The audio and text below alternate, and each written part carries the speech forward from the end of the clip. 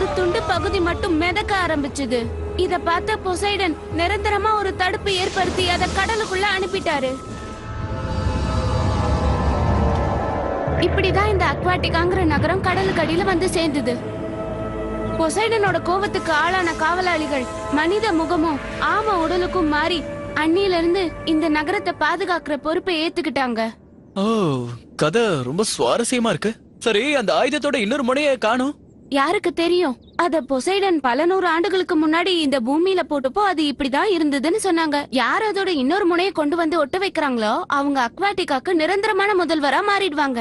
இருந்தாலும் உங்க நகரத்தையே ரொம்ப ரகசியமா வச்சிருக்கீங்க. அதுக்கு காரணமும் எங்க பொசைடன் கடவுள் தான். ஏன்னா இந்த இடத்த பத்தி யாருக்காவது தெரிஞ்சதுன்னா நிறைய மக்கள் இங்க வர ஆரம்பிச்சிருவாங்க.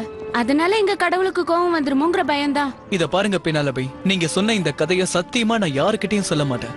இத எங்க மனசுக்குள்ளே நாங்க பூட்டி வச்சுக்கிறோம் மகாராணி. இத யார்கிட்டயும் சொல்ல மாட்டேன். ஆனா இந்த ரகசியத்தை காப்பாத்துறது ரொம்ப கஷ்டம்னு எனக்கு தெரியும். நானும் ஒரு ரகசியம் சொல்றேன். நான் உங்க உலகத்துக்கு வர மாதிரி எத்தனை தடவை கனவு கண்டிருக்கேன் தெரியுமா? உண்மையாவா? ஏன் நீங்க இருந்து வெளியே வரக்கூடாது? நீங்க ஒரு மகாராணி ஆச்சே. நான் வர்றத பத்தி இல்ல, ஆனா நான் வர்றதால என் நாட்டுக்கு ஏதாவது ஆயிடுமோங்கிற பயம்தான். அப்படின்னா நீங்க எங்க கூட வரலாம் பினாலபை. இல்ல, நான் வரமாட்டேன்.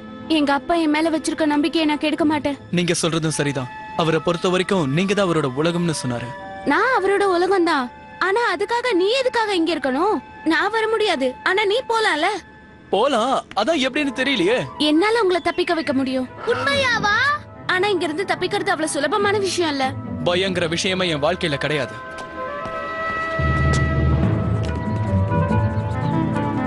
எங்களை எங்க கூட்டிட்டு போறீங்க? கொஞ்சம் பொறுமையா வாங்க. என்ன வழி இது? இந்த வழியில தான் உங்களோட சுதந்திரம் காத்துட்டு இருக்கு. நாங்க இனிமே காக்கவே மாட்டோம். என்ன பின்தொடர்ந்து வா குவாக். காவலாளிகள் வந்துட்டாங்க. சீக்கிரம் உள்ள போய் ஒளிஞ்சுக்கோ. வணக்கம் இளவரசி. உங்களுக்கு என்னுடைய நல்வாழ்த்துக்கள் காவலாளிகளே. இன்னைக்கு வந்த அடிமைகளுக்கு அவங்க இருக்கிற இடத்த காமிச்சீங்களா? ஆமா ஆமா, அவங்களுக்கு அந்த இடம் ரொம்பவே பிடிச்சு போச்சு. நாங்க அவங்கள சோதனை போடணும், ஏன்னா எங்களோட வேலையை அதுதானே.